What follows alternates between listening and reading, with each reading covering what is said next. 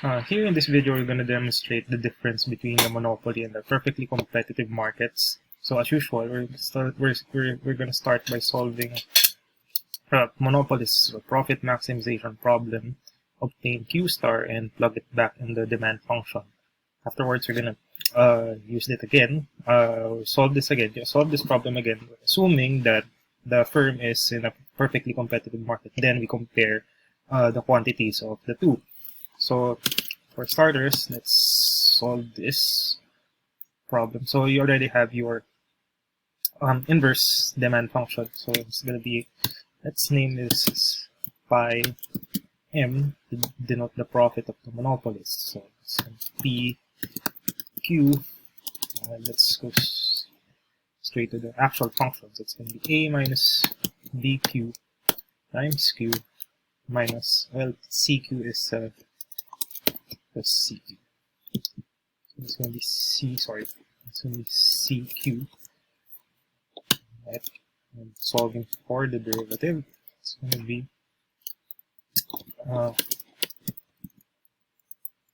D I M over DQ. It's going to be A minus 2B, or A plus 2B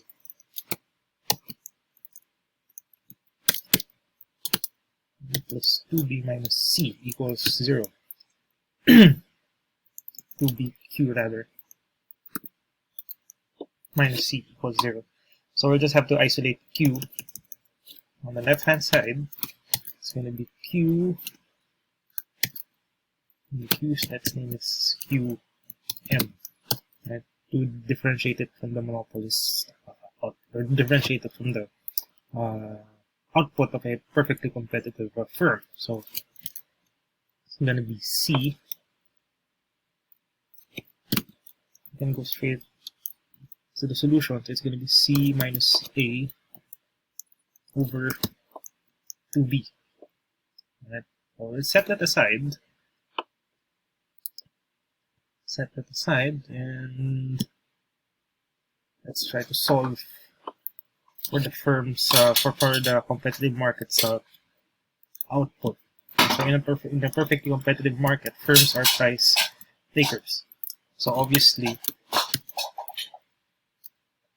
it's gonna be P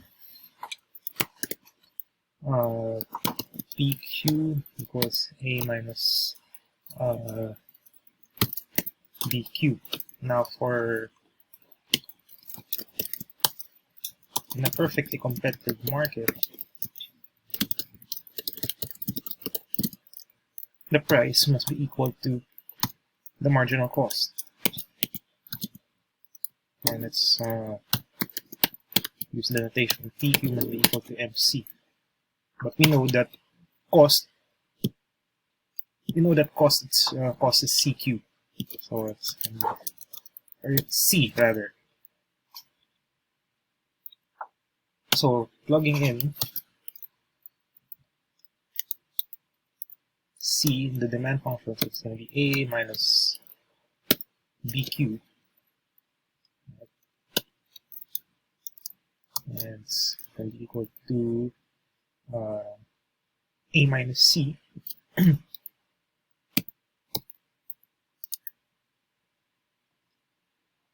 And C, or let's put it on the other side, so it's going to be BQ A minus C. And therefore, Q star, for the social optimum, Q star is equal to A minus C over B.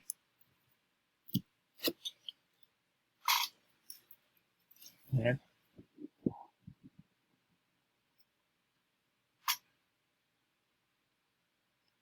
Oh, sorry, this should be A minus B, A minus 2BQ. So this is supposed to be A minus C.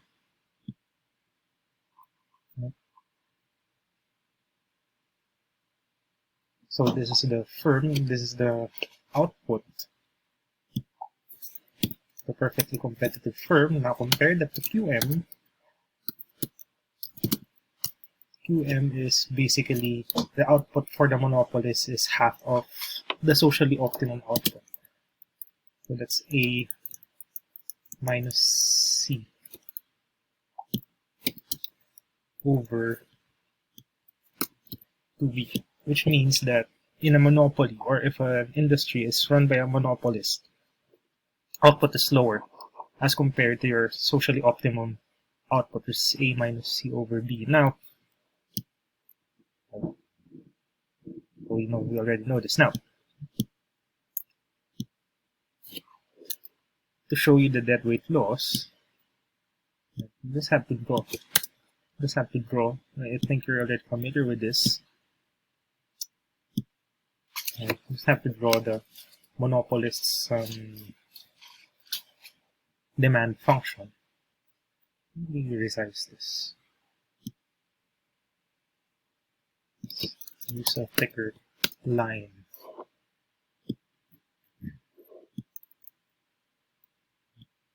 Like this.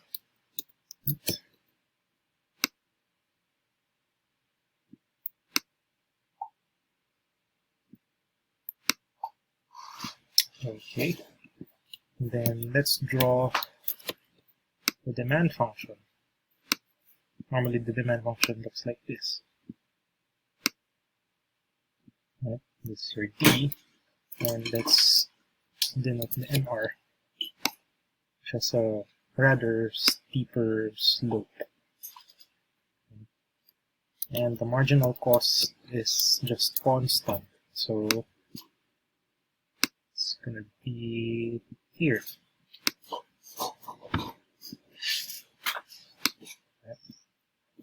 This is C. Let's just add some labels. Add labels. This is your demand function. This is your D. Right. This is your MR. Sorry, this is your MR.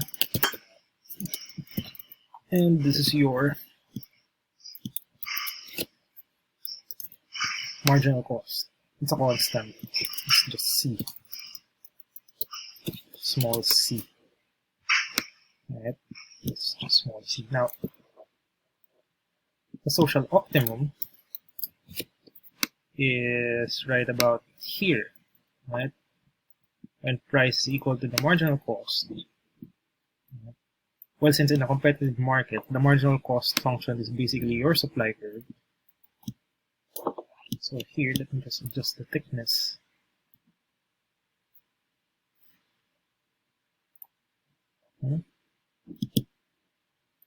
So let's make it a little thinner. So this is your Q. This is where Q star is.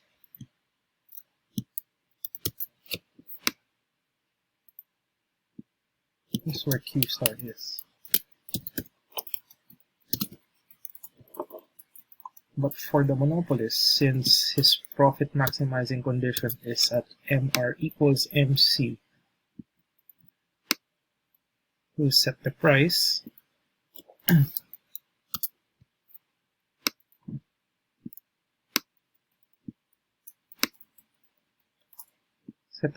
here at PM. Let's denote that as PM. So that's the price of the monopolist. And his quantity would be right about here, which is basically lower. It's going to be QM. Now the corresponding deadweight loss will be the area of this triangle. So I could add a shape. Let's add a shape.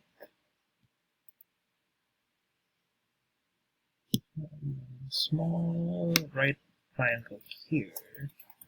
So this is gonna be this area would be your deadweight loss, right? Now, mathematically, you can solve it by getting the integral. You can get the integral of the demand function, set the boundaries at qm in